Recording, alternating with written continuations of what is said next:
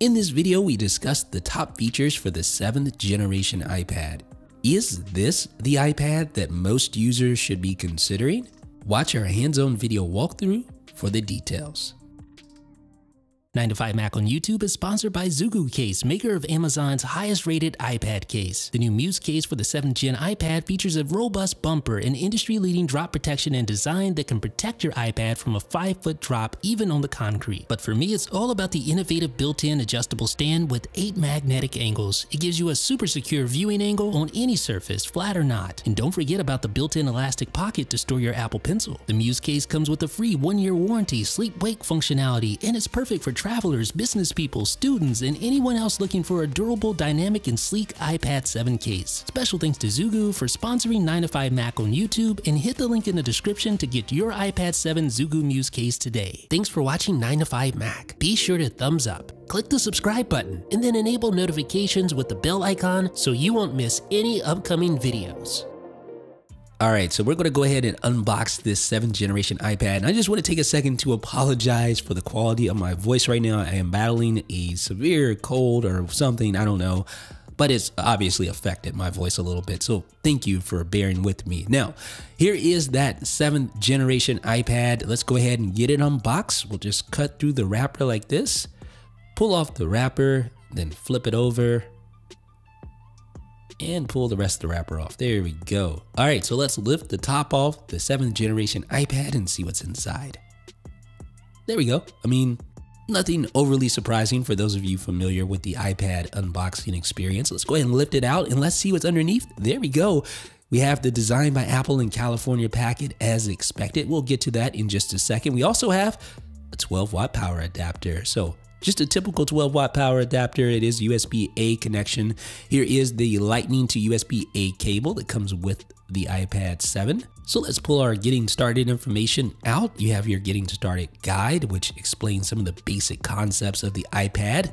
And on the back, it gives you some details about the smart connector, which is brand new for the entry-level iPad. You also have regulatory information and, of course, Apple stickers.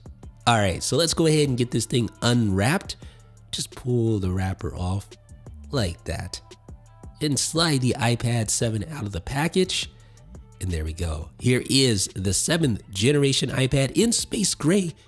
There's also a silver and a gold option as well.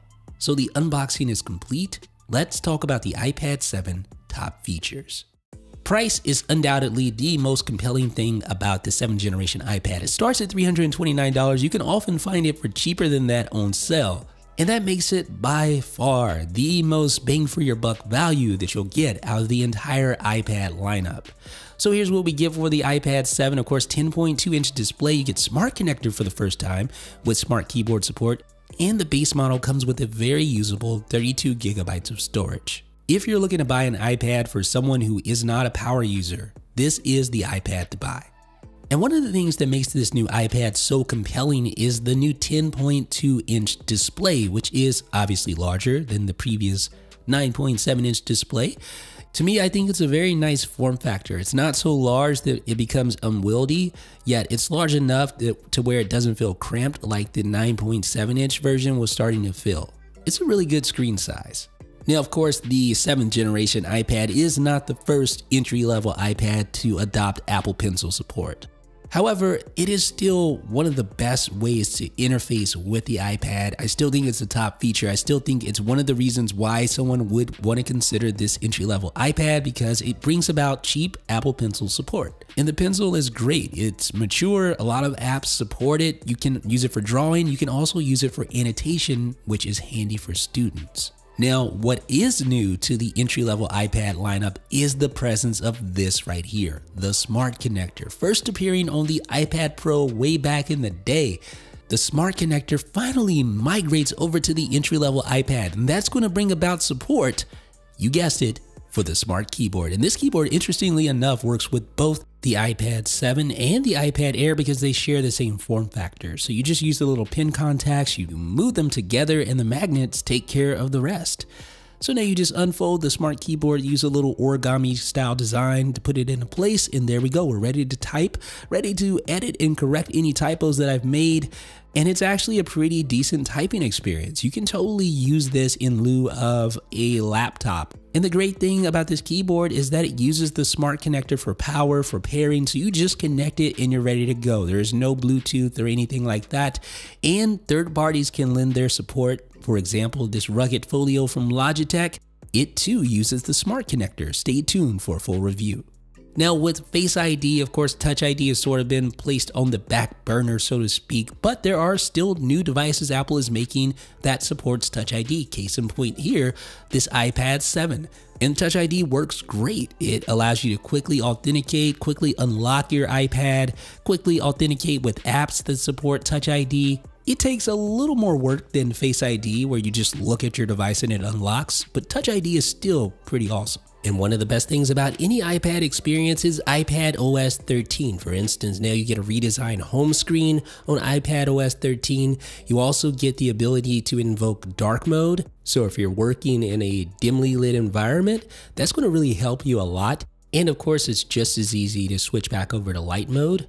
So we'll do that right now.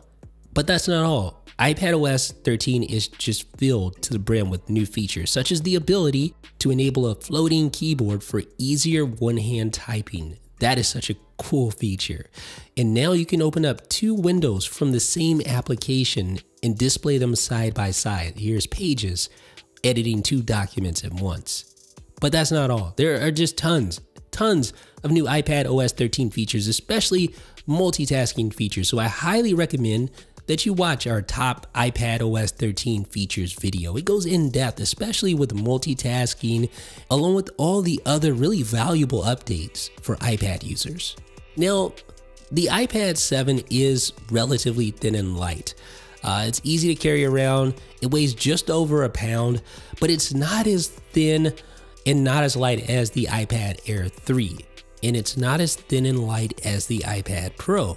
So in other words, it is very portable, but it doesn't feature class-leading portability. Another solid iPad 7 characteristics is its inclusion of the A10 Fusion CPU. And while this chip is still very competent today, it first appeared in the iPhone 7. So that kind of tells you how long ago that was. So you can see how the A10 compares to the A12 in the iPad Pro, and it's significantly weaker than recent A-series chips from Apple, especially when it comes to apps that can take advantage of multiple cores.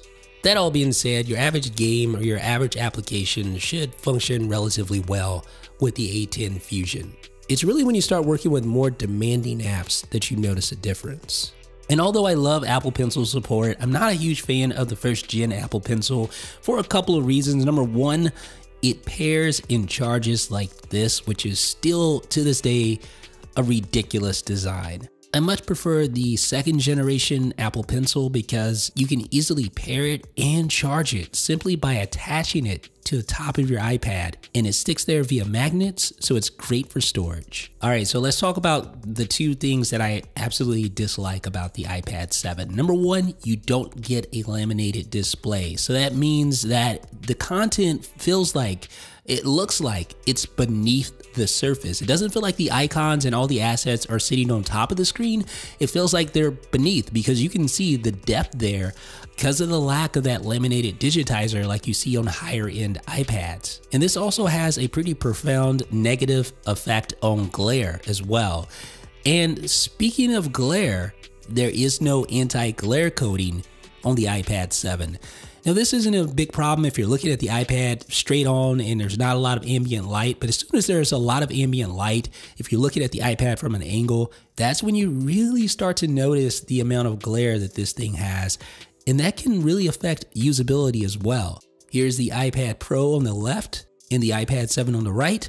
Notice the difference in reflection, significantly more on the iPad 7. So ladies and gentlemen, that has been a look at the top features for the entry-level $329 iPad 7. I think this is a great device, even better if you can find it on sale cheaper than $329. It isn't the fastest iPad, it's not the thinnest iPad, but it gives you Apple Pencil support and smart keyboard support in a very competent package with iPadOS 13. It's a no-brainer if you're looking to get an iPad for the first time or you're buying one for someone who doesn't need the bleeding edge hardware. Be sure to like and subscribe if you want more videos like this. Again, sorry for my voice, and let me know what you guys think down below in the comments. This is Jeff with 9to5Mac. Special thanks to Zugu Case for sponsoring 9to5Mac on YouTube. Zugu Case makes the Muse case a legendary case for iPad users because it features a built-in 8-angle adjustable stand and it's built to last with industry-leading drop protection. Plus, the Muse case features built-in Apple Pencil storage, which will prove to be extremely handy for 7th generation iPad users. Check the link in the description where you can find the Zugu Muse case in a variety of different colors. Special thanks to Zugu for sponsoring 9to5Mac on YouTube.